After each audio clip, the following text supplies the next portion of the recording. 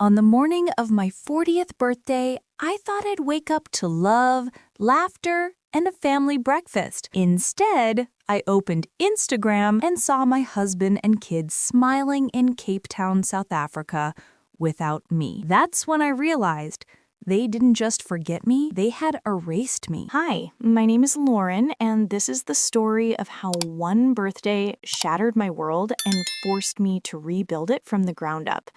I had been a loyal wife, a devoted mother, and the glue that held our home together. But behind Jack's late nights and Elena's social media posts, a secret life was unfolding, one that didn't include me. What began as heartbreak turned into a battle for truth, justice, and my own rebirth. Let me take you back to the moment it all began. The morning light crept across the cedar walls like a timid confession, washing our bedroom in a soft gray that usually meant coffee on the stove and Noah's gamer soundtrack bleeding through the hallway. On my 40th birthday, it meant nothing. No clatter, no music, no scent of Jack's dark roast cutting through the cool Seattle air. Jack? My voice sounded too loud in the quiet. His side of the bed was flat and cold, sheets smoothed into the kind of order that only happens hours after a body leaves. A ripple of unease moved through me, small at first, like the trimmer beneath a far-off train. I swung my legs over the side, slid my feet into my old knit slippers, and stood listening. Houses have heartbeats. We learn their rhythms without trying. Ours had always thumped with overlapping lives.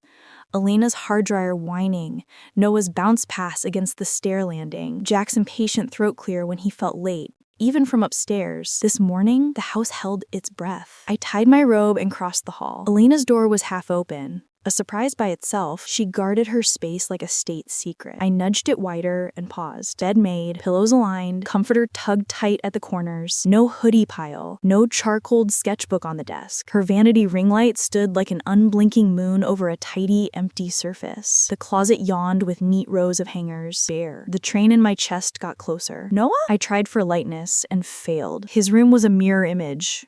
Comforter smoothed, nightstand cleared, the green and gold Sounders scarf missing from its nail above the window. His soccer ball, the one forever nested in the corner, was gone. The charger cable grazed the carpet like a shed snakeskin. Downstairs smelled like last night. Lemon cleaner, the whisper of the heater, a faint trace of rain through the kitchen window I sometimes forgot to close fully. I opened the fridge and stared at the still life of intention, strawberries in a blue carton, a loaf of artisan bread Jack insisted on for special mornings, a brick of good butter, birthday breakfast props. I waited for the punchline. A surprise around the corner, a laugh from the pantry, nothing. The bathroom told the story the bedroom started. 3 toothbrushes missing from the family cup, the 4th, mine, standing alone like a survivor. I opened the hall closet. Empty hangers, no carry-on, no roller bag. The trimmer turned into a roar. For a moment, I stood at the center of the kitchen and let the photos on the wall look back at me. The one at Pike Place Market where Jack kissed my temple while Elena pulled a face. Noah holding his first science fair ribbon, shy, proud. Our anniversary in a borrowed dress and a suit that made Jack look 10 years younger. I had curated these moments like a believer arranging icons, polishing, dusting, making offerings. A fresh frame, a careful alignment, a story we could live inside. My phone was upstairs on the nightstand. I took the steps 2 at a time and fumbled it awake to a confetti of notifications. Law school friends, my sister, my parents. 40 is fabulous. Call me. Tell Jack to spoil you today. I scrolled for the only 3 names that mattered. Nothing from Jack, nothing from Elena, nothing from Noah. I typed with fingers that didn't feel like mine. Where are you guys? To Jack. Honey, where is everyone? To Elena. Sweetie, what's going on? To Noah. The bubbles came and went on Elena's thread, a flicker of presence retreating into silence. Noah's message showed delivered, then read, then nothing. I stared at the void until the anxiety became anger, a bright, clean flame that burned the fog away. If they weren't telling me, maybe their footprints were elsewhere. I opened Instagram. Elena's profile bloomed onto the screen. Sunlit selfies, latte art, debate team boomerangs. The curated theater of a modern teenager. The newest square felt like a hand around my throat. Jack and my children stood in front of a glittering pool with a cobalt ocean stretched behind them. Table Mountain rose, unmistakable, like the back of a sleeping giant. The caption sparkled with emojis I've always pretended to understand. Surprise trip with the best dad ever.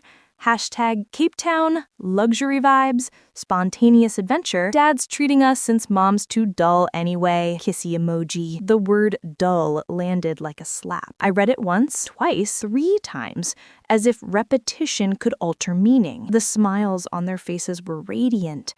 Jack's hazel eyes crinkled the way they had in college when he aced a midterm. Elena leaned in, effortless and golden. Noah, my gentle boy, squinted into the sun, trying to keep up. I scrolled. A first-class boarding pic, champagne and flutes for the adults, mocktails for the kids adorned with tropical fruit, a sweet balcony framed in white curtains, a room service breakfast that made the strawberries in my fridge feel insulting, posted while I slept, as if our lives ran on different clocks. The floor tilted. I slid down the kitchen wall with the phone clenched in my hand, the way you clench a lifeline. The quiet of the house wasn't empty anymore. It pulsed with something ugly. Planning, secrecy, a choreography that stepped around me. Jack's last anniversary gift, the silver necklace I had worn like a talisman, suddenly scratched against my skin. I lifted it away, surprised by how heavy a thin chain could feel. Grocery list magnets held our family calendar on the side of the fridge. I flipped through the squares, chasing clues like a rookie detective. Jack's blocks were vague. Client dinner, late meeting, board prep. No mention of fly halfway around the world with the children while my wife sleeps. I thought of the late night jokes about my yoga pants, the little comments about upkeep and gray sparkle. The way he said it, playful, harmless, like a man throwing pebbles into a lake and pretending not to notice the ripples. The anger helped me. It sharpened me. It lit the path. I walked to Jack's home office. He kept it curated and sterile, as if mess were a moral failing. It was the office of a man other people cleaned for. Diplomas aligned, pens in a brass cup, a leather blotter with the corner perfectly squared to the desk edge. The bottom drawer was locked. Sloppy as he could be with people, he was smug about objects. I ran a finger along the underside of the desk and found the key where he'd always stuck it, taped in a patch of dust-rough wood. Inside, the life I didn't know he lived. Credit card statements, some from accounts I'd never seen in our shared finance app, folded into thirds like neat little lies. I unfolded them and watched the numbers add up to a language I understood very well. Belltown Jeweler, Canales on first, Thursdays, 2 entrees, good wine, 4 seasons, room charges described as client hospitality. The tissue-thin paper crackled in my hands as I built a timeline. The charges felt like fingerprints. Tucked against the back panel was a burner phone. It was cheap and anonymous, indifferent to the man who used it. I powered it on and didn't bother hoping for a password. The messages loaded slowly, a parade of words that turned my stomach to glass. Can't wait for Thursday, same place, wear that dress, Jay. Cape Town's gonna be epic. Kids think it's just a fun trip, Jay. She's clueless, thinks I'm planning her birthday, keeps her out of our hair, Jay. Olivia. The name lived in expense reports like a watermark. Dinner splits, ride shares at late hours, a florist's charge with a winking note. Olivia Bennett, his executive assistant. 26, bright, blonde, too loud a laugh, too long a gaze. The girl I'd told myself I invented out of insecurity. I scrolled until the words blurred and the shape of the betrayal was complete. The planning, the secrecy, the precision. It wasn't clumsy. It wasn't impulsive. It was a life constructed on top of mine, using my roof, my calendar, my children. Somewhere in the room, rain began to tick quietly against the window. Seattle rain is more whisper than storm. Today, it sounded like tapping on glass before it breaks. I set the burner phone down and caught my reflection in the dark screen. My face looked older than it had last night. Not in years, but in knowledge. The law degree on Jack's wall, mine once, before motherhood had asked me to pause, stared back like a dare. Inside me, a long, sleepy muscle flexed. Hurt is a wild thing. It rushes, it claws. But training gives it a direction. I gathered the statements, photographed the messages, stored everything in a folder I named with the kind of clarity that only arrives when illusions die. Evidence. My hands shook once, and only once. Then they steadied. If he had built a life on top of mine, I would take a scalpel to the scaffolding. I returned to the kitchen and poured water into the kettle because rituals keep people from floating away. As steam curled, I propped the phone against the backsplash and opened Elena's post again. Her grin made something in me ache. It wasn't her smile I was grieving. It was the story he had funneled into it. Mom's too dull, anyway. The caption wasn't a teenage opinion. It was an inheritance. I thought of Thursday nights, of the holiday party when Olivia's hand lingered on Jack's sleeve an extra beat, of my grandmother's house, the bones of it, the memories in it, the legal deed in a safe that had my name alone, of small mercies that suddenly looked like fortifications. The kettle clicked off.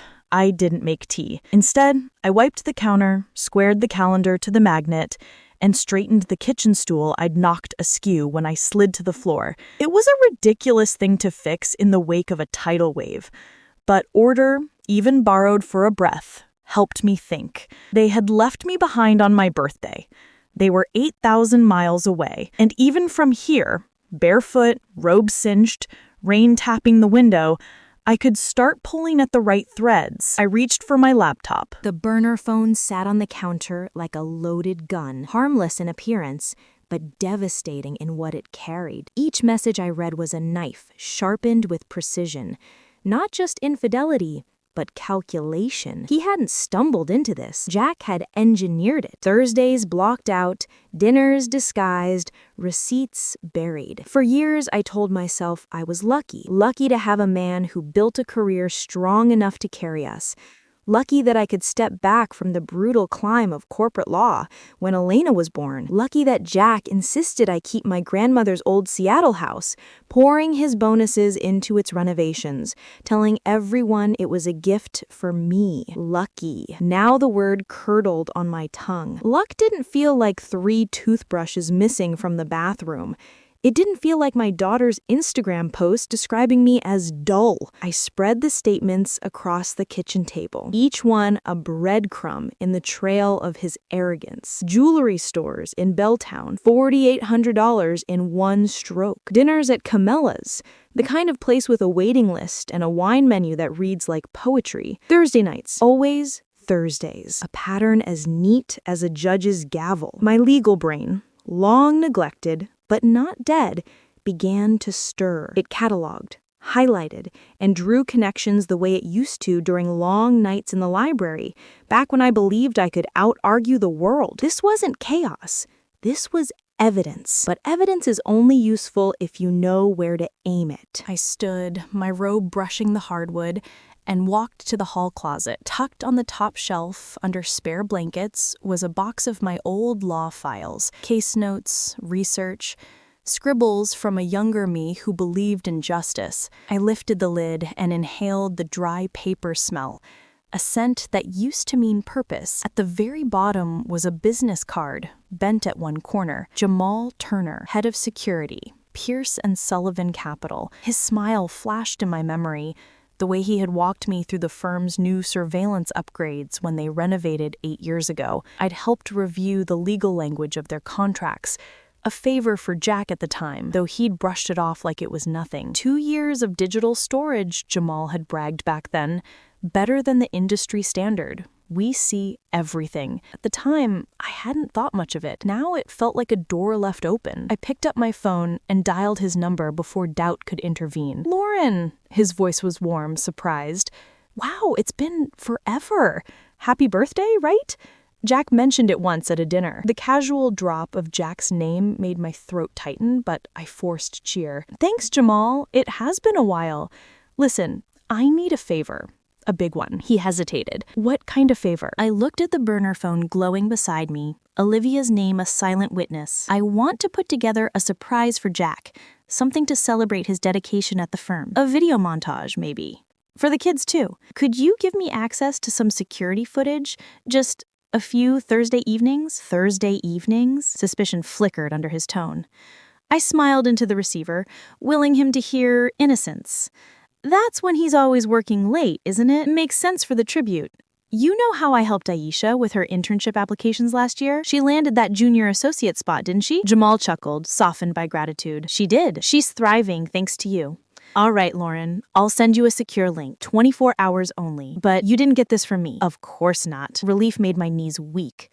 You're a lifesaver, Jamal. When I hung up, the house seemed to lean toward me, listening. I opened the burner phone again, scrolling further back. Olivia's words were worse than Jack's. You deserve someone who understands you. The kids will love Cape Town. She'll be fine. She's always fine. Each line was a blade that cut deeper, but also cleaner. No more shadows. No more guessing. I had their voices in writing. I had receipts. Soon, I'd have video. The kettle whistled again. I must have reset it on instinct, but I ignored it.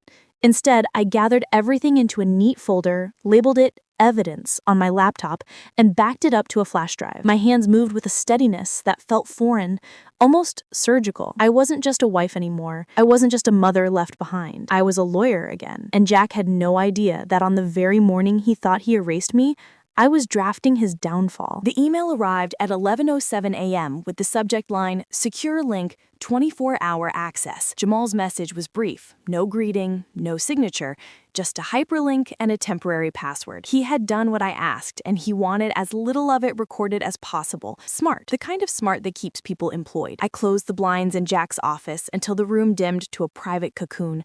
The house hummed softly, the heater clicking on, rain needling the window, the refrigerator's steady throat. But the sound inside my body was louder, a drumbeat I recognized from moot court finals and labor contractions. Anticipation and fear share a rhythm. You learn to tell them apart only by what you do next. The portal opened to a minimalist interface. Date range, camera grid, search by floor, export. I selected executive floor, cameras 12, hallway 12A, corner office interior, 12B, lounge, then drilled down to the last 3 Thursdays from 7 p.m. to 9:30 p.m. My index finger hovered for a heartbeat, then clicked play. The hallway feed sprang to life. A corridor of glass and chrome, the skyline blued out behind double panes. At 7:42 p.m., the elevator doors sighed open and Olivia stepped out carrying 2 stemmed glasses. Red lipstick, a dress a shade too ambitious for office lighting. She didn't knock, she never looked left or right. She was a woman who believed doors were made for her. I toggled to 12A, corner office interior. The camera looked down from a discreet angle near the ceiling vent. Jack sat on the couch, not at his desk, jacket off, tie loosened, the posture of a man at home in a place he didn't own. When Olivia entered, he smiled with that boyish tilt that had gotten him through so many closed rooms. He took a glass, their fingers touching. They sat close, too close for any HR handbook written anywhere on earth. 7:58 p.m. She leaned in to show him something on her phone. He laughed, not the clipped boardroom sound, but the one I used to crave hearing when we were broke and clever and everything seemed possible. At 8:21 p.m., he kissed her. It wasn't a first kiss. It was muscle memory. I watched without blinking. I had expected the surge, rage, grief, humiliation, but what flooded me was cooler, cleaner confirmation. The argument ended before it began. Not he said, she said, not a story to negotiate, evidence. I hit export clip, selecting a segment from 740 to 840, and chose the highest bit rate available. The system generated a checksum hash, SHA-256, a string of numbers and letters I knew would testify to the clip's integrity if anyone tried to claim it had been altered. I saved it to my desktop, then to the flash drive, then to a cloud folder under a boring alias that would never attract Jack's curiosity, PTA meeting files. I went back 2 more Thursdays. Week 2, 8:03 p.m. She arrived with takeout containers and a bottle of wine wrapped in tissue. Jack locked the door behind her. They settled onto the couch again, the choreography familiar now. Papers as props, a laptop open and ignored, a PowerPoint flickering on a screen like a decoy. At 8:19, she tucked her feet under her and leaned into his shoulder. At 8:47, he stood and drew the blinds. The interior camera recorded anyway, because I remembered where Jamal had placed it. Above the blinds, not behind them. Good contracts, good security, good memory. 3 things Jack forgot I possessed. Week 3, 7:55 p.m. Olivia entered with nothing in her hands. They didn't bother with props. At 8:12, voices rose just enough for the lip readers in my brain to catch shapes of words. I toggled the audio track, muted by default, available by policy at managerial discretion. Jamal had granted that too. Quote, Cape Town is set, Jack said. The audio more than serviceable. Booked it on the corporate card. coded as client outreach and retention. Olivia's laugh was bright and mean. You're giving her a birthday surprise, just not the one she expects. I paused the feed with the playhead hovering over their faces, his smug, hers delighted, and took a breath that went to the bottom of me. The kettle clicked off again in the kitchen, a sound from another planet. I exported a second clip, then a third, saving each with timestamps in the file names, copying the hashes into a text file called chainofcustody.txt. Overkill to some, but not to me. I had no intention of letting this devolve into a story you can argue out of. Facts are heavy when you stack them properly. They crush narratives that float. Back in the portal, I widened the window to include Thursday, 6 months ago, the date Olivia started, according to the card I'd pocketed at the firm's holiday party. The pattern didn't immediately begin. Groomers rarely rush. 3 weeks of professional, 4 of friendly, 2 of lingering. Then the momentum carried them. People think affairs are singular events. They're not. They're habits with calendars. I exported 12 clips total, one for each violation of Section 8.3, the morality clause, that I could prove in clean, unambiguous frames. The same couch, the same after-hours slot, the same keycard pings from Jack's badge, which the hallway overlay kindly stamped in the corner.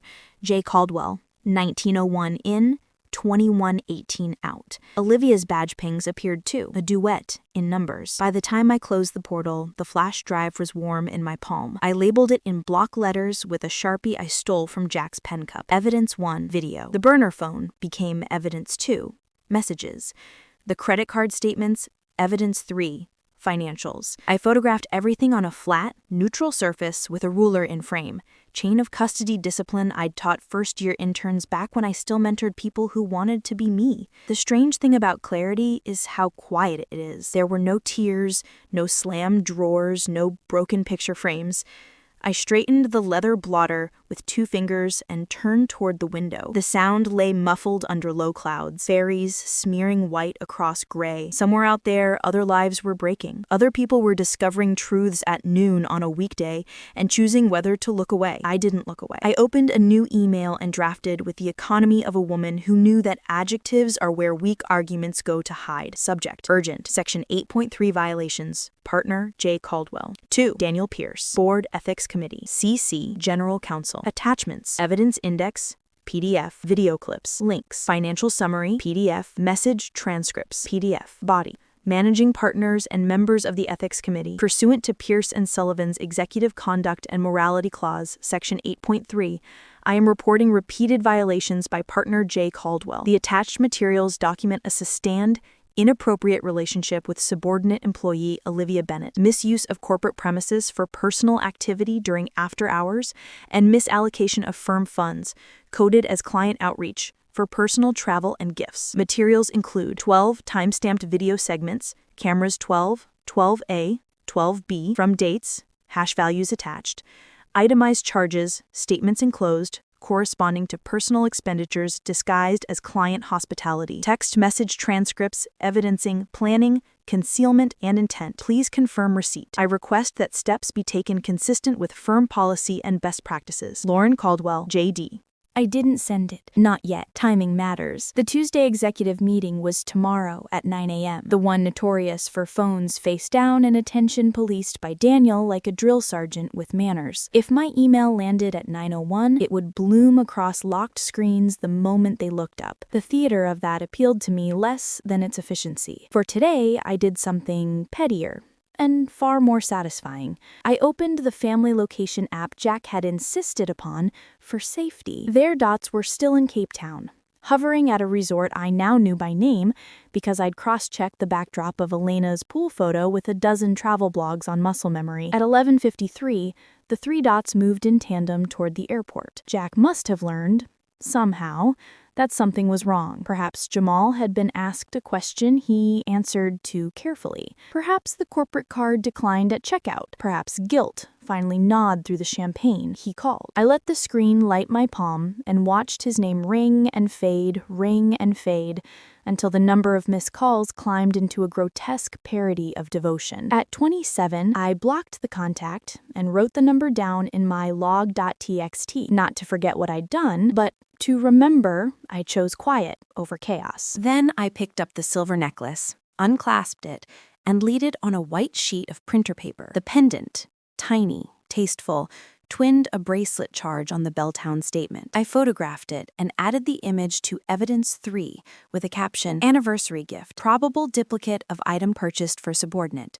Charge number 4821. Not because a trinket matters to a court, but because it mattered to me to name what things had become. I made a sandwich and chewed over the sink like an intern with a deadline. The house remained steady. The art on the hallway breathed Grandma, not Jack. The deed in the safe said what Jack liked to pretend it didn't. Mine. I opened the safe, verified the folder with the original documents and the prenup with the clause Jack had signed but never read because he trusted me. Trust is curious that way. He wished to be trusted as a shield. I used to trust as an ethic. I still did, but now it was placed where it belonged. In systems, in facts, in the future I was building. I called Rachel. Tell me you're ready, she said. No hello, as if she could hear what I'd just compiled through the phone. I'm ready, I said. We open with an asset freeze, file on abandonment and infidelity, and we go for primary custody. The house is separate property. The prenup's enforceable. What do you have? She asked. Video, I said. Financials, messages, hashes, chain of custody, dates. A pattern that would make a judge yawn with how obvious it is. Rachel exhaled a low, appreciative sound. I've missed you. We'll talk strategy this afternoon, I said. Tomorrow, 9:01 a.m., Pierce and Sullivan finds out. Make sure you eat, because she knew me in all seasons. I did, I lied, looking at the crumbs on the plate. When we hung up, I walked the house like a security sweep. I gathered Jack's trophies, the watches he lined up like little soldiers, and the framed photo from our engagement party, where I was 23 and incandescent with a future I couldn't imagine yet. I packed them into boxes, taped them shut, and wrote garage on the sides. I left spaces empty on the shelves where they had been. Negative space is a design principle, and a legal one. Outside, the rain slackened to a mist that silvered the street. I stood on the porch with a mug I didn't drink from and watched a neighbor jog by under a navy hood, a Labrador trotting alongside in permanent optimism. The world didn't care that mine had cracked. There was comfort in that. It meant I could build inside the quiet without anyone gawking at the scaffolding. Back in the office, I reopened the portal one last time and printed a single frame. Jack and Olivia on the couch, his hand on her knee, the timestamp glowing in the corner like a brand. I slid the page into a transparent sleeve and placed it at the top of the evidence binder. Not to gloat, to remember. Memory is a shaky witness when grief edits the footage. Paper is steadier. At 3:14 p.m., Elena posted a story from the resort, a poolside selfie with the caption, "Vacation cut short." Noah uploaded a photo of the airport window, rain beating on glass that looked like home. Heading back early, his face was pinched at the edges, like he was holding something in with both hands. "I see you," I whispered to him, though he couldn't hear me. "I'll catch you when you fall." Evening tucked itself around the house. I set the email to delay send. Tomorrow, 9:01 a.m. Attached the files, triple-checked the recipients, and closed the laptop with the finality of a judge's gavel. They had flown across an ocean to start a week without me. I had crossed a line back to myself. The house exhaled, so did I. The timer on my email ticked toward tomorrow's 9:01 a.m. launch like a fuse, steady and silent. Every few minutes, I checked the delay send tab, reassuring myself that my attachments were still there, waiting, untouched. The evidence sat heavier than any birthday gift Jack had ever wrapped for me. By 6 p.m., the Cape Town resort dots on the location app hadn't moved.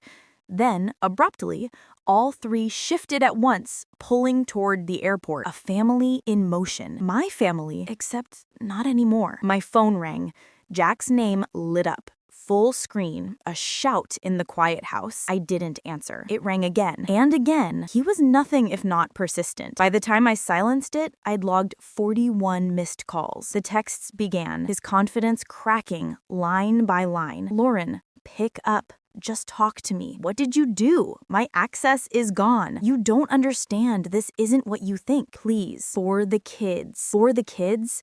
That phrase, weaponized for years to keep me pliant, suddenly lost its sting. For the kids, I was doing exactly what needed to be done. I carried his boxes into the garage. His watches, cufflinks, awards lined up like soldiers in retreat. The house looked naked without them, but also lighter. as if its beams sighed in relief. I stacked the boxes neatly, labeled in bold, Jack's stuff. By 8 p.m., I had blocked his number. The silence that followed wasn't empty, it was powerful. Elena's Instagram story went up at 8:32. A quick poolside selfie captioned, "Vacation cut short." Unfortunate. Her nonchalance was a knife twist, but I reminded myself she was still just a child caught in a lie bigger than she understood. Noah's post came minutes later, rare for him. Heading home early. His face was drawn tight, older than his years. That image hurt more than Jack's betrayal. The kettle clicked again. I poured tea I didn't drink, sat in the dim kitchen with only the glow of my laptop, and opened the binder one more time. Printed screenshots, receipts, stills of security footage, Olivia's name written in Jack's hand. It was airtight. Somewhere over the Atlantic, Jack was panicking in a cramped airplane seat, sweating through his designer shirt. And here I was, steady, quiet, alone in a house that felt like mine in a way it never had before. For the first time in years, I slept through the night. Morning arrived with the same gray drizzle that had framed every Seattle dawn since forever. But inside me, the weather was different. Clear, sharp, almost electric. I had been waiting for this moment with a composure that felt foreign, like wearing a tailored suit after years of yoga pants. At 8:55 a.m., I opened my laptop and checked my email drafts one last time. The subject line glared back. Urgent. Section 8.3 violations. Partner J. Caldwell. Attachment secure.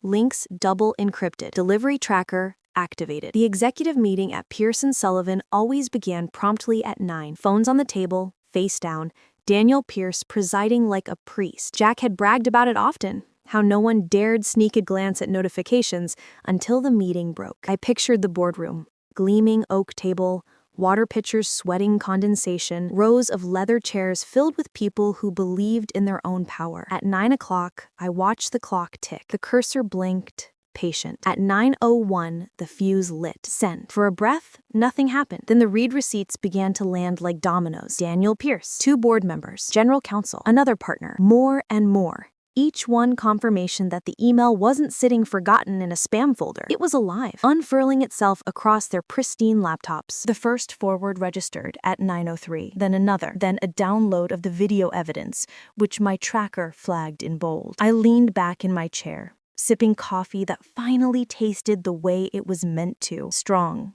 deliberate, not lukewarm. At 9:17, Jamal texted, "What did you do?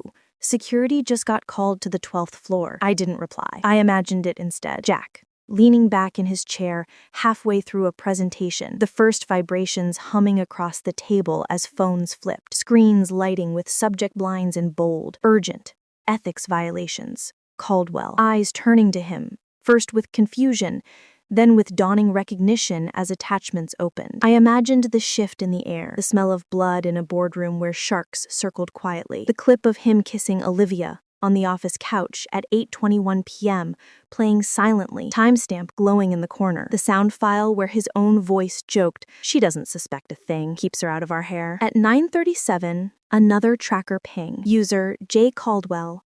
Access terminated. I exhaled slowly. Jack's lifeline to the firm had been cut clean. By 9:45, another notification. His profile photo vanished from the company website's leadership page. The grid of smiling executives missing one square. The calls started again almost immediately, from blocked numbers this time. I didn't answer. The voicemails stacked, his voice cracking between anger and desperation. "Lauren, what have you done? Do you understand what this means? You've ruined me. Please, for the kids, don't do this. We can fix it. Just stop this before it goes further." Each one was another stone in the wall I was building between us. By noon, my sister called. "Lauren, are you okay? Jack just showed up at Mom's raving about you, saying you've gone crazy. What's happening?" I steadied my voice. "Don't let him in. Don't listen to his version. Just trust me." Silence. Then softly, "Always." I hung up and sat at the dining table, the evidence binder beside me, my grandmother's old clock ticking overhead. Jack's life had collapsed in under 3 hours. For a man who had spent decades crafting his image, the fall was spectacular. And yet, I didn't feel glee. No fireworks, no champagne, just quiet justice, like crossing a finish line you trained for in secret, alone in the rain. At 1:12 p.m., Elena texted, "Mom, Dad's freaking out. We're leaving Cape Town early. What happened?" A minute later, Noah's message, "Mom, are you okay? Dad won't tell us anything. Please answer." I stared at their words until my vision blurred. My fingers hovered, then stilled. Not yet. They needed to see the truth with their own eyes, not hear it filtered through my pain. At 3 p.m., I blocked Jack's calls again. He switched to email, a barrage of half-formed pleas written in the clipped style of a man used to dictating terms. "Stop this. You're destroying our family. We can talk. Don't involve the kids. Do you want money? A settlement? Just name it. Money. Always money." He thought everything could be bought, including my silence, especially my silence. I typed one sentence and hit send. "This isn't about money, Jack. This is about truth." Then I closed the laptop, placed the binder back on the table, and poured myself another coffee. Somewhere, Jack was unraveling in real time, and for the first time in years, I wasn't the one holding him together. The first forward registered at 9:03, then another, then a download of the video evidence, which my tracker flagged in bold. I leaned back in my chair, sipping coffee that finally tasted the way it was meant to. Strong, deliberate, not lukewarm. At 9:17, Jamal texted, "What did you do? Security just got called to the 12th floor." I didn't reply. I imagined it instead. Jack, leaning back in his chair, halfway through a presentation, the first vibrations humming across the table as phones flipped, screens lighting with subject lines in bold, urgent, ethics violations, Caldwell, eyes turning to him, first with confusion, then with dawning recognition as attachments opened. I imagined the shift in the air, the smell of blood in a boardroom where sharks circled quietly, the clip of him kissing Olivia on the office couch at 8:21 p.m., playing silently, timestamp glowing in the corner, the sound file where his own voice joked, "She doesn't suspect a thing, keeps her out of our hair." At 9:37, another tracker ping. User J. Caldwell. Access terminated. I exhaled slowly. Jack's lifeline to the firm had been cut clean. By 9:45, another notification. His profile photo vanished from the company website's leadership page. The grid of smiling executives missing one square. The calls started again almost immediately, from blocked numbers this time. I didn't answer. The voicemails stacked, his voice cracking between anger and desperation. "Lauren, what have you done? Do you understand what this means? You've ruined me. Please, for the kids, don't do this. We can fix it. Just stop this before it goes further." Each one was another stone in the wall I was building between us. By noon, my sister called. "Lauren, are you okay? Jack just showed up at Mom's raving about you, saying you've gone crazy. What's happening?" I steadied my voice. "Don't let him in. Don't listen to his version. Just trust me." Silence. Then softly, "Always." I hung up and sat at the dining table, the evidence binder beside me, my grandmother's old clock ticking overhead. Jack's life had collapsed in under 3 hours. For a man who had spent decades crafting his image, the fall was spectacular. And yet, I didn't feel glee. No fireworks, no champagne, just quiet justice, like crossing a finish line you trained for in secret, alone in the rain. At 1:12 p.m., Elena texted, "Mom, Dad's freaking out. We're leaving Cape Town early. What happened?" A minute later, Noah's message, "Mom, are you okay? Dad won't tell us anything. Please answer." I stared at their words until my vision blurred. My fingers hovered, then stilled. Not yet. They needed to see the truth with their own eyes, not hear it filtered through my pain. At 3 p.m., I blocked Jack's calls again. He switched to email, a barrage of half-formed pleas written in the clipped style of a man used to dictating terms. "Stop this. You're destroying our family. We can talk. Don't involve the kids. Do you want money? A settlement? Just name it. Money. Always money." He thought everything could be bought, including my silence, especially my silence. I typed one sentence and hit send. "This isn't about money, Jack. This is about truth." Then I closed the laptop, placed the binder back on the table, and poured myself another coffee. Somewhere, Jack was unraveling in real time, and for the first time in years, I wasn't the one holding him together. "No," my voice cut across his like glass. "Not until they hear the truth." Noah's eyes widened, confused and scared. Elena crossed her arms, defiant, though her bravado wavered. "Dad already explained. You're overreacting." I slid a sleeve from the binder and handed it to Jack. A screenshot, him and Olivia on the office couch, Timestamp clear. His mask slipped for just a breath, panic flickering before he smoothed it over. It's not what it looks like, he stammered. I turned the page toward Elena. It's exactly what it looks like. Your father has been having an affair with his assistant for months. While you thought you were planning a surprise, you were covering for him. Elena's bravado cracked. That's not true. Her voice trembled, teenage certainty fraying. Check his phone, I said softly. See Olivia's messages. See for yourself. Jack lunged for his pocket, but not fast enough. Elena had already caught a glimpse when the screen lit. Her face went white. Dad, you lied to me. Noah clutched his backpack tighter, his voice small. I told Dad we should call you first. He said it would ruin the surprise. He looked up at me, eyes shining. I didn't want to go. My throat ached, but I stayed steady. I know, sweetheart, none of this was your fault. Jack's fury finally erupted. You're tearing this family apart. His voice cracked, the charm stripped away. Everything we built, gone because you wanted revenge. No, I said calmly, stepping closer until he had to look me in the eye. Everything we built was gone the moment you decided I was expendable. I'm not dull, Jack. I was convenient. You miscalculated. Elena's tears spilled, her phone trembling in her hand. You told me Mom wouldn't care, that she was boring. The word landed like a dagger, but I didn't flinch. Did he tell you that would be funny? That I'd laugh later? Her silence was answer enough. Noah spoke, his voice breaking. I hate you, he said to Jack, the boy who never hated anyone. Jack reached for him, but Noah recoiled. Here's what happens now, I said firmly, lifting the binder. Elena, Noah, you're safe here. Your rooms are waiting. Jack, your things are in the garage. You're not welcome in this house anymore. You can't lock me out of my own home. Jack's face twisted, desperation seeping through his anger. This house was my grandmother's. Legally, it's mine, and I just changed the locks. For the first time in 2 decades, Jack had no answer. Elena slipped past me, shoulders shaking, and ran upstairs. Noah followed, clinging to my arm for a moment before vanishing into his room. Their bags hit the hallway floor with dull thuds. I turned back to Jack. I said, go. He looked at me, at the closed door behind me, at the binder in my hands. His chest heaved once, twice. Then he stepped back into the drizzle, shoulders sagging. The Uber was still idling. He climbed in without a word. I closed the door, turned the lock, and leaned against it as silence filled the house. For the first time, the silence didn't scare me.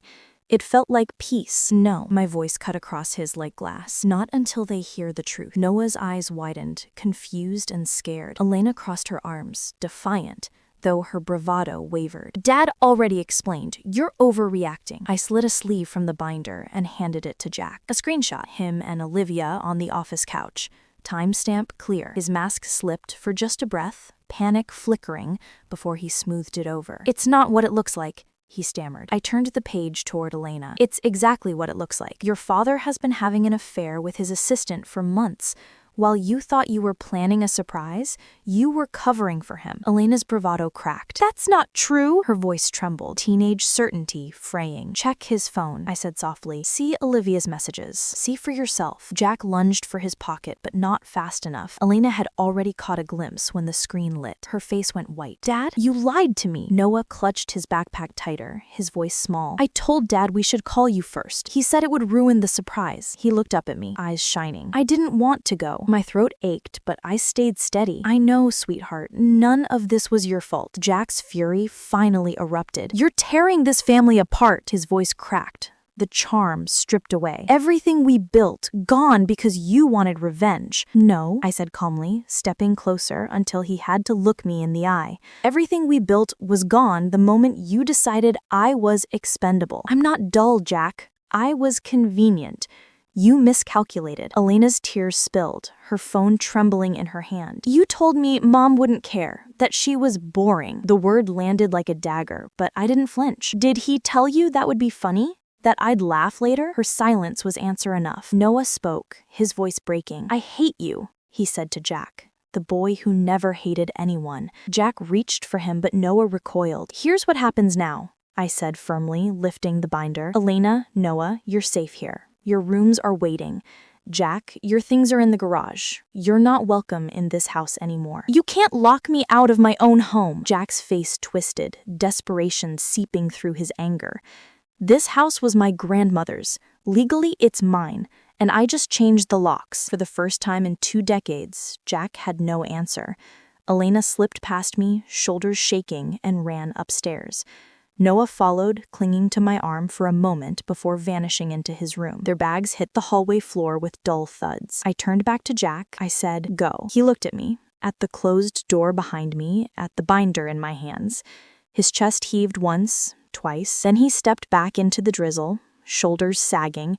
The Uber was still idling. He climbed in without a word. I closed the door, turned the lock, and leaned against it as silence filled the house. For the first time, the silence didn't scare me. It felt like peace. By 9 a.m., I was in Rachel's office. Warm wood, legal tomes, a view of buildings older than our marriage. She hugged me once. Quick. The kind of precise affection you can trust. Then we got to work. "Emergency motions filed last night," she said, sliding papers across the desk. "Joint accounts frozen pending hearing. Prenup is strong. Infidelity clause triggers waiver of spousal claim to your separate property. House is yours. We'll push primary custody with a proposed visitation schedule contingent on compliance with boundaries and counseling. Child support, statutory plus negotiated extras. We'll itemize debate fees, soccer travel, therapy." She tapped the list. "You can afford it without him.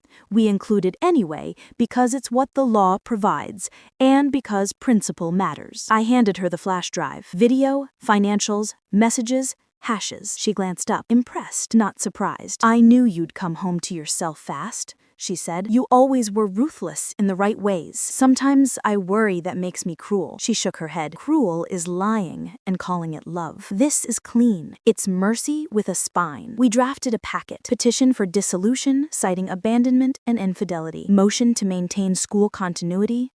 Motion for temporary exclusive possession of the residence. Restraining order limited to property, not a DV order, because clarity matters. And a polite but immovable letter to Pearson Sullivan's counsel, reserving the right to produce evidence if they attempted to retaliate. No threats, just facts lined up like piano keys. You'll get blowback, gaslighting, guilt, bargaining, rage. The cycle. We design protocols. Protocols? Scripts for you and the kids.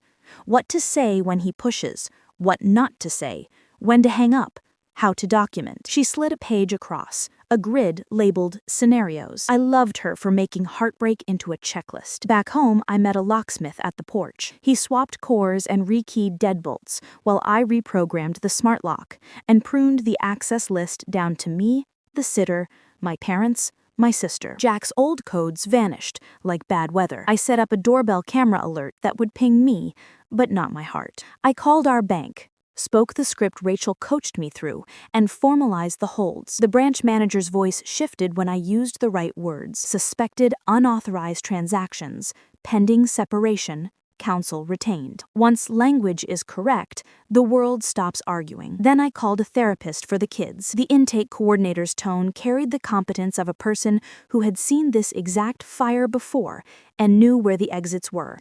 Family sessions to begin, with individual space for each child, and one for you if you'd like, she said. We build a net. The first appointment slotted for Thursday at 4:30. I texted a group of women from the journaling club I joined on a whim months ago and hadn't allowed myself to enjoy. Going through a separation.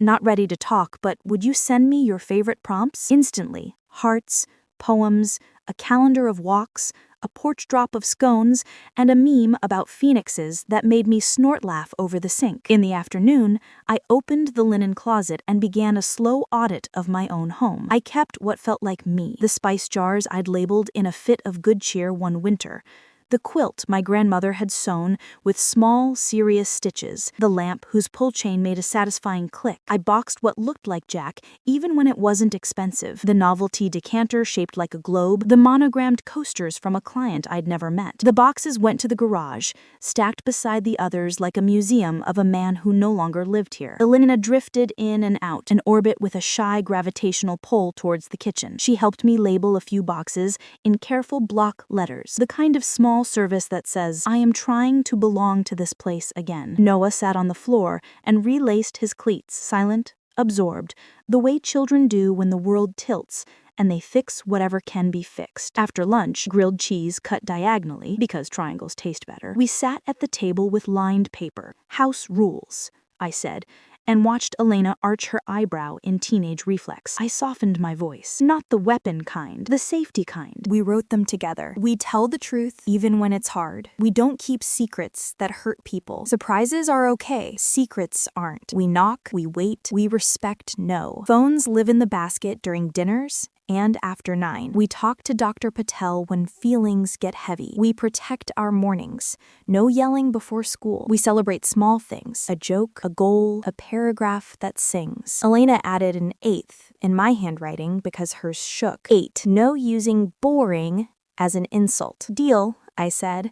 And we all initialed in the corner like it mattered. Because it did. At 3:40, Jack's email arrived. Formal, polished, brittle. Lauren, I'm requesting a conversation to establish a fair path forward. The children require stability. Unilateral actions are harmful. I propose we meet at 6 p.m. to discuss temporary arrangements. I counted to 5 before answering. The space between impulse and intention. Please direct all communication to Rachel Cole ESQ. As of now, contact with the children will be scheduled through counsel in accordance with therapeutic guidance. The locks have been changed. Your personal effects are in boxes in the garage.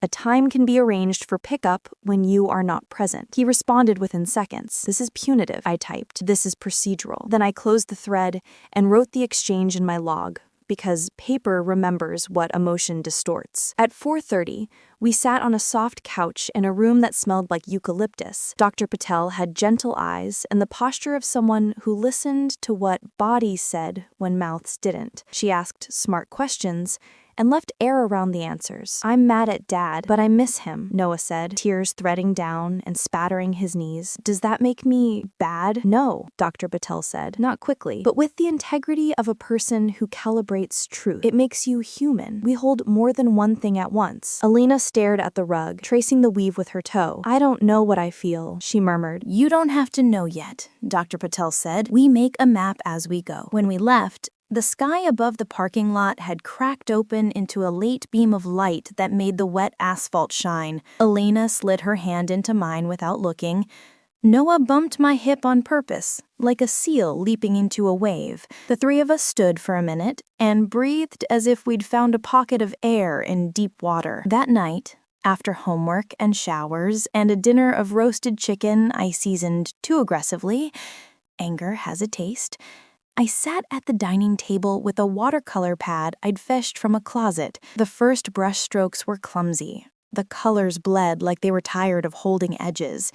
I kept going anyway. A hill, a tree, a suggestion of a trail that knew where it was going even if I didn't. Elena wandered in and watched, head tilted. That's cool, she said, which might as well have been a sonnet. Noah placed his cleats by the door on his own and didn't ask me to check if the knots were right. My phone buzzed. A calendar alert I'd set for myself at noon. Hydrate, breathe.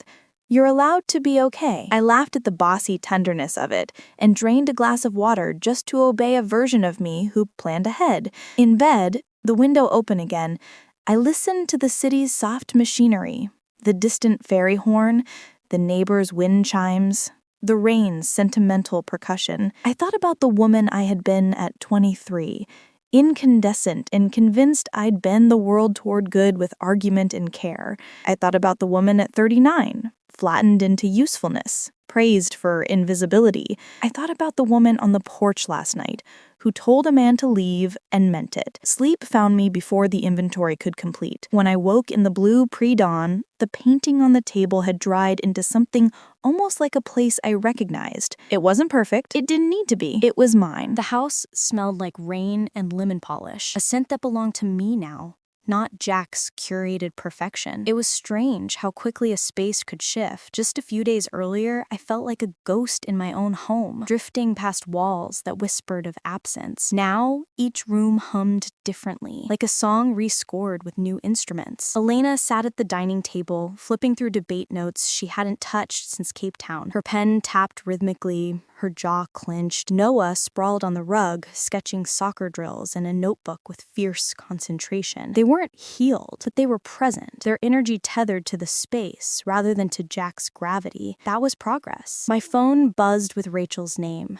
I answered, her voice brisk and brimming with the satisfaction only lawyers know when the facts line up like soldiers. "Judge signed off on the temporary orders," she said. "You have exclusive possession of the house. Custody is temporary primary. Visitation contingent on counseling compliance. Joint accounts remain frozen pending disclosure. You're fortified." "Thank you," I whispered, the words heavier than they should have been. "Don't thank me," she said. "You built this case. I just polished it." A pause. "Now the real work begins. Rebuilding your identity. You ready for that?" I didn't answer right away. My eyes wandered to the watercolor sketch I'd left drying on the sideboard. A crooked trail winding up a mountain. Amateur strokes, imperfect washes, but it was mine. "Yes," I said finally. "I'm ready." The next weeks unfurled in fragments. Counseling sessions that began with silences and ended with small breakthroughs. Grocery runs where Alina insisted on choosing fruit, as if control over peaches could stitch her confidence back together. Soccer practices where Noah's passes regained their sharpness,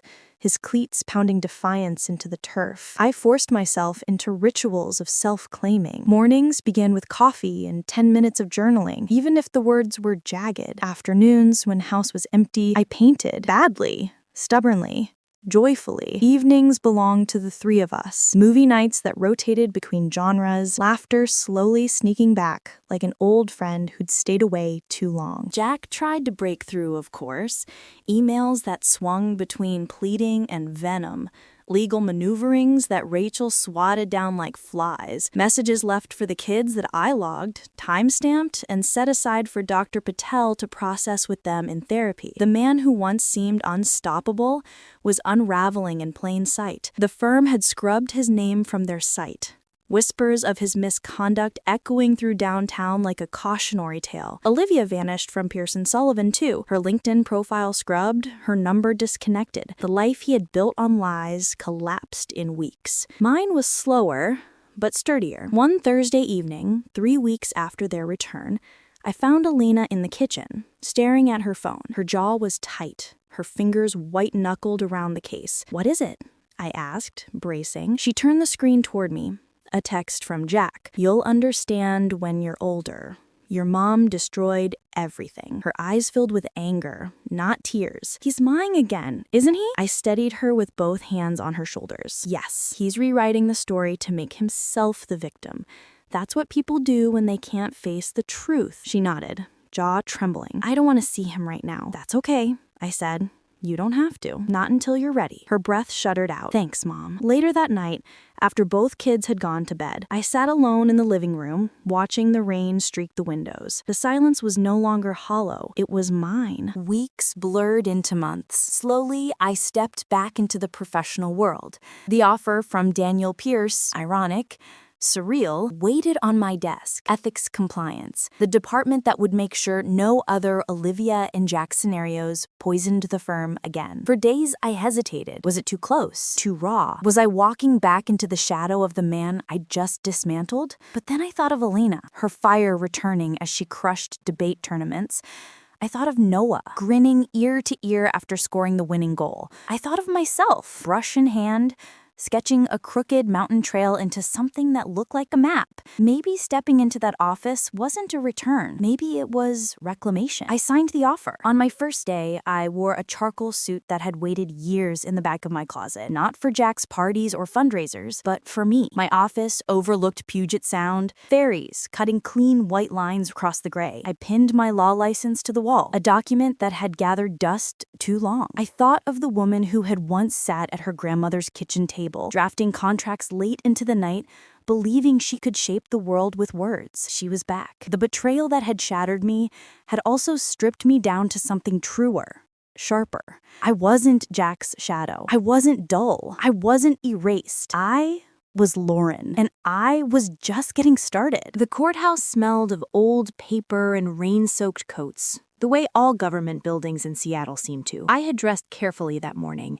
A navy suit that sharpened my shoulders, my grandmother's pearl earrings, and flat shoes I could stand in for hours. Not to impress anyone, not even the judge. To remind myself that I belonged here. Rachel walked beside me, calm and fierce, her leather folio tucked under one arm. "It won't be pleasant," she said, as we approached the heavy wooden doors. "But it's procedure, nothing more. Inside, the courtroom was hushed, filled with the shuffle of lawyers, the coughs of clients, the gavel waiting on its block. Jack was already seated at the respondent's table. His suit looked expensive, but it hung differently now, creased, ill-fitting, as though his body no longer believed in it. His hair showed more gray than I remembered, temples streaked like ash. When his eyes met mine, they flickered. Anger, disbelief, a plea he hadn't rehearsed. I didn't look away. The judge entered, robes flowing, voice deep as he called the docket. Ours was the second case. Caldwell versus Caldwell, the clerk intoned, and something inside me shivered at the formality of it. A marriage reduced to a line item. Rachel walked beside me, calm and fierce, her leather folio tucked under one arm. "It won't be pleasant," she said, as we approached the heavy wooden doors.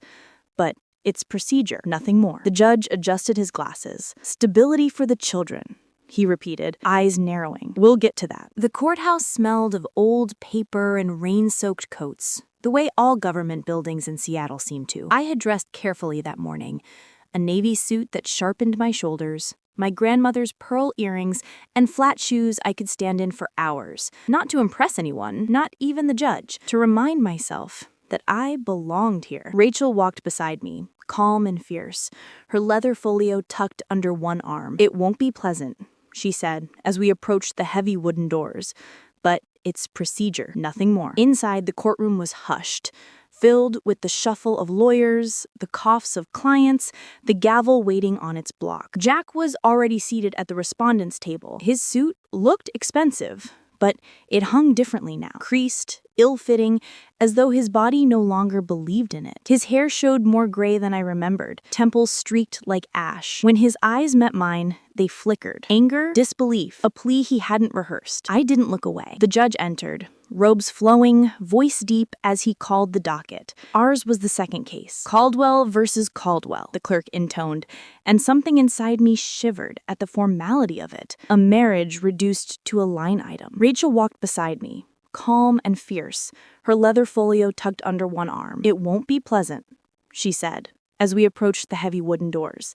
"But it's procedure, nothing more." The judge adjusted his glasses. "Stability for the children," he repeated, eyes narrowing. "We'll get to that." Rachel handed over the binder, my binder, organized with tabs, indexes, timestamps. I watched as the judge flipped through stills of Jack and Olivia, the time-stamped footage, the credit card charges that sang of luxury dinners and jewelry. Jack shifted in his seat, jaw tight, hands clasped too tightly. The judge looked up. "Mr. Caldwell, the evidence is substantial.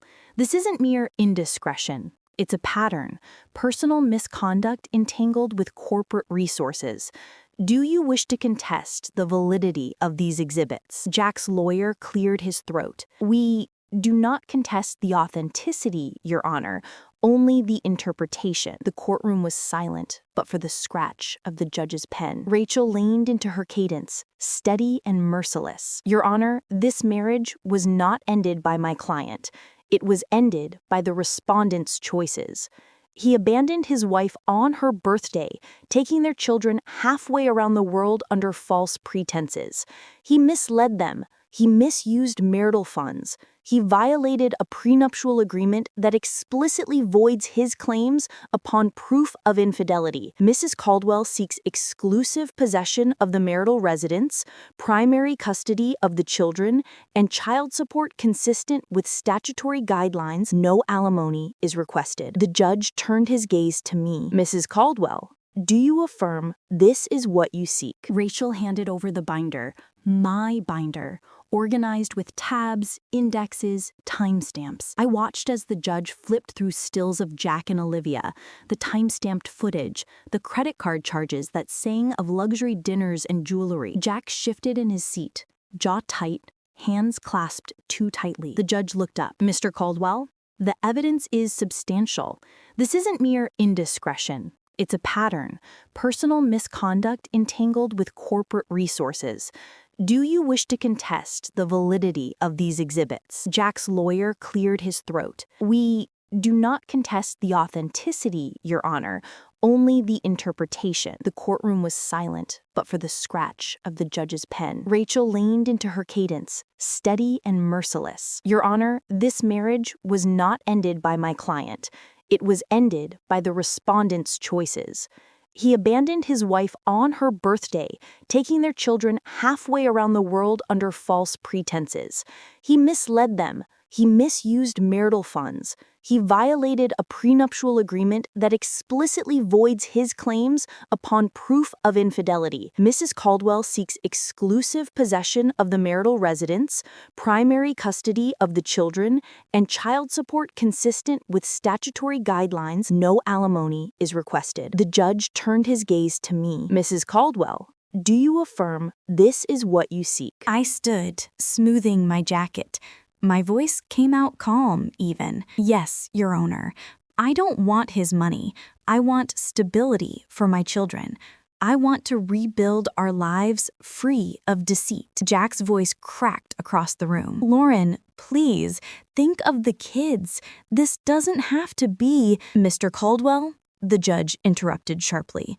You'll speak when addressed. Jack's lawyer tugged him down by the sleeve, whispering. He looked smaller then, chastened, like a man whose tools had all been stripped away. The judge spoke again, deliberate. The court finds sufficient evidence to uphold the petitioner's claims. Temporary custody is made permanent.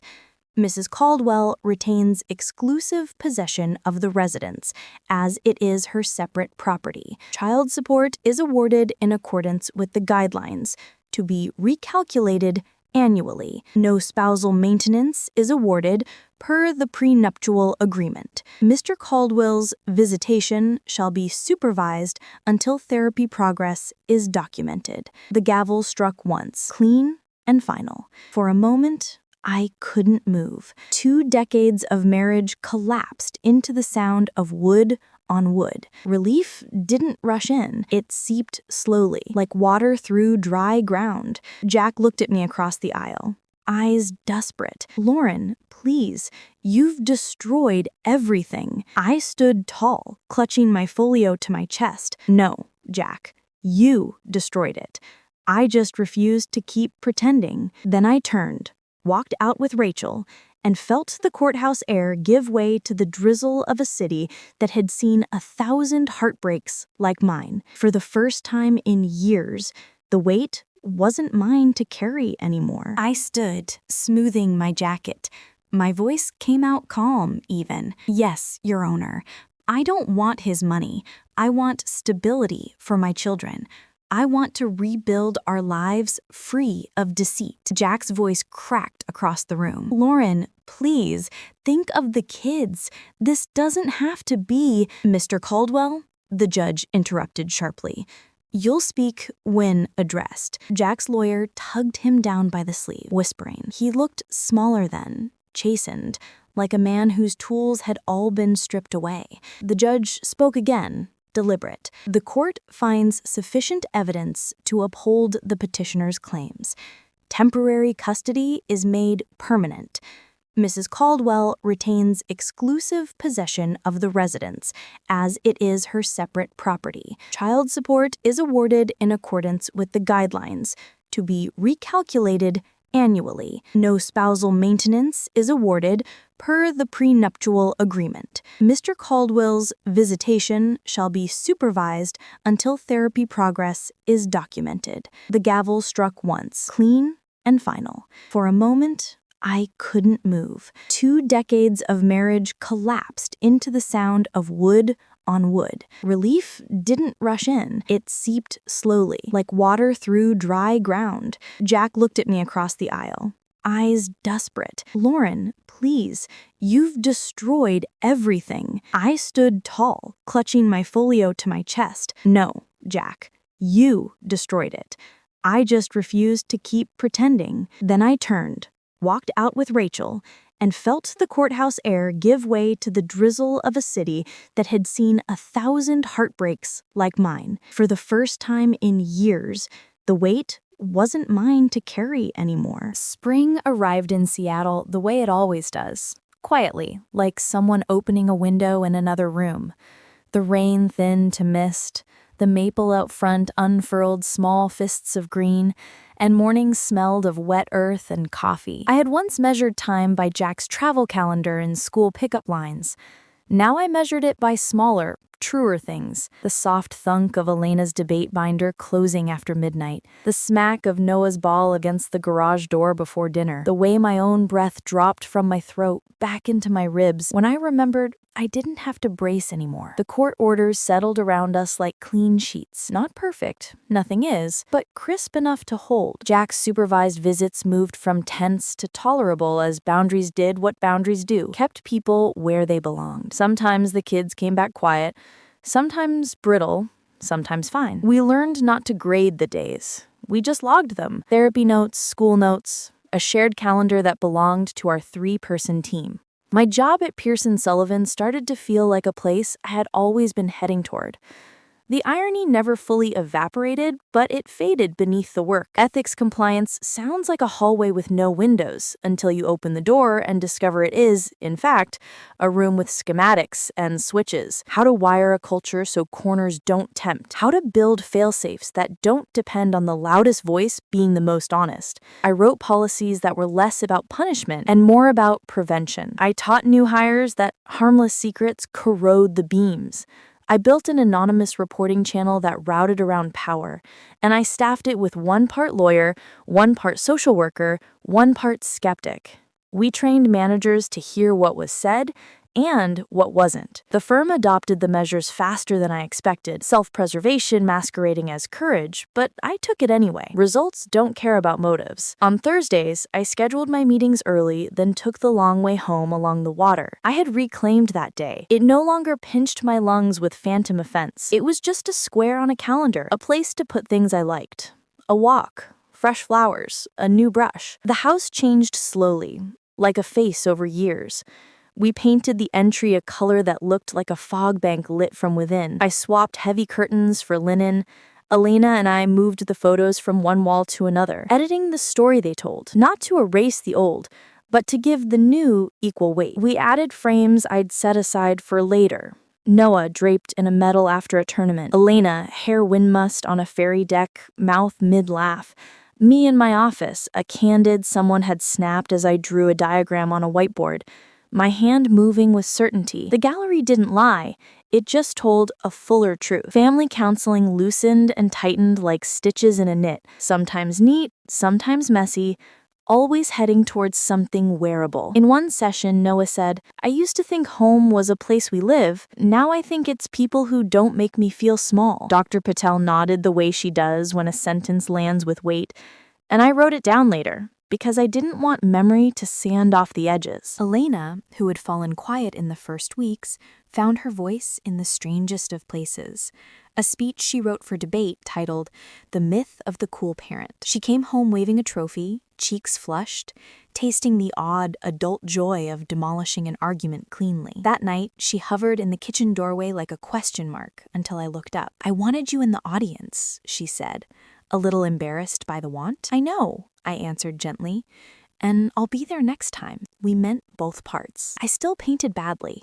It had ceased to matter. The practice taught my hands a new kind of patience. Sometimes after the kids were asleep, I sketched our block in quick lines, leaving out the house with the perfect lawn that used to make me feel less than. I drew hours instead. Crooked garden beds, a porch with a peeling rail, light in the kitchen windows. Imperfect, but alive. On a Saturday in late March, the 3 of us drove to Mount Rainier. The air was cold enough to bite, the sky a blue that felt earned, not given. We took a trail that promised a waterfall at the end and delivered a ribbon of white, dropping into a bowl of noise. Noah flung his arms wide and yelled into the spray, testing the way his voice bounced back. Elena rolled her eyes in a way that translated to pure affection. I stood between them and let the mist salt my face. The water thundered a lesson I was finally sturdy enough to hear. What falls isn't lost. It continues, reshaped, purposeful. It carves new channels. The first time I saw Jack after the ruling outside of a courtroom was at a supervised exchange at a community center with 2 bright lights. He looked older in the flat fluorescence, genderless as grief. He handed Noah a new ball and Elena a book she'd actually wanted months earlier. He met my eyes and said, very quietly, "I'm sorry." It wasn't an apology that expected a return. It hung there, small and real. I nodded once.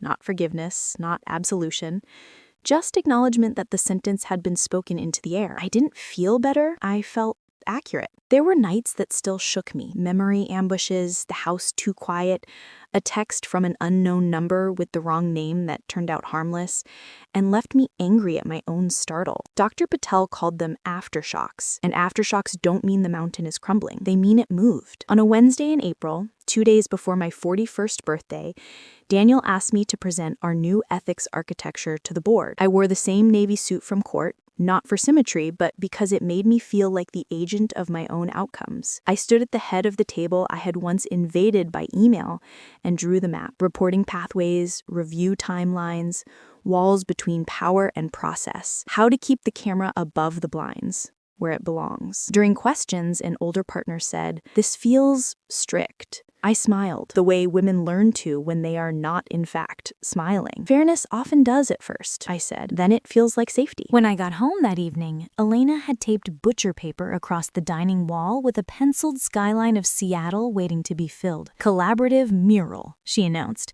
handing me a brush. Noah added a fairy shaped vaguely like a sneaker. I painted the house as a small square of gold in the distance. We stepped back.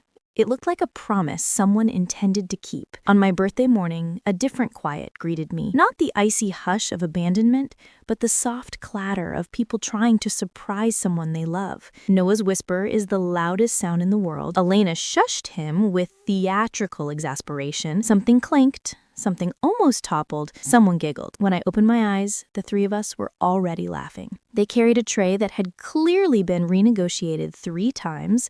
Toast a shade beyond golden, strawberries cut into what I recognized as Noah's careful quarters, coffee that tasted exactly right. A banner hung crooked over the doorway, Mom's rebirth day, glitter shedding all over the floor like proof. "Make a wish," Noah ordered, his dimples betraying his seriousness. "I already did," I said, and blew out a single candle planted stubbornly in toast because someone forgot a cake and nobody cared. Gifts followed, because gifts help hands tell hearts what they mean. Elena's was a small frame holding a photo of the 3 of us on the ferry deck, hair wild, eyes unguarded. "For your office," she said, clearing her throat like words were splinters. Noah's was a lopsided ceramic mug he'd made in art, blue as the sound with a thumbprint dent exactly where my fingers like to rest. My parents brought my grandmother's recipe box, yellowed cards in her stern script, cinnamon stains like constellations. She kept them for the women who came after her, my mother said, and my throat closed around the line we carry between us. In the afternoon, my sister arrived, with a vase of ridiculous ranunculus and a list of toasts nobody could take seriously. Friends drifted through, women from the journaling circle who now knew where the glasses lived, a colleague who'd become a co-conspirator, our sitter who had once suspected more than she asked, and now asked more than she feared. We ate too much. We told the wrong stories. We let the right ones sit unremarked in the middle of the table like a bowl of lemons. As dusk gentled the edges of the room, I stepped onto the back porch with a blanket around my shoulders and a pen in my hand. I wrote a letter to the woman who woke up alone a year ago. "You are not dull. You are deliberate. You are not invisible. You are incandescent. You do not need to be small to keep anyone comfortable. You are allowed to take up the exact space your life requires. When you feel the floor tilt, put your hand on the wall. The house will hold. You built it that way." When I looked up, Elena was leaning in the doorway, arms crossed, pretending to be unimpressed by everything. "Come back in," she said. "You're missing your own toast." I followed her to the table where Noah was already raising a glass of something that fizzed. "To Mom," he declared, solemn in the way only a boy who has learned that words matter can be, for not letting us sink. Everyone clinked, and I let the love hit me without an argument. Much later, when the dishwasher hummed and the lights were low and the banner had begun to sag toward the floor, I stood alone at the kitchen sink and watched our reflections layer in the window. Mine steady, Elena's quick, Noah's darting in and out. The porch light caught the edge of the garden bed where green tips insisted on their right to rise. I thought about the hook I had given my own story. Instagram in the morning, a pool in Cape Town, the word dull like a brand. It wasn't the beginning. Not really. Beginnings rarely announce themselves. But it was the moment I stopped narrating a life that was happening to me and started writing one I could inhabit. People like to say that betrayal breaks you. Sometimes it does. Sometimes it also breaks the casing that was too tight, the story that made you smaller than your actual size. What spills out isn't weakness, it's volume.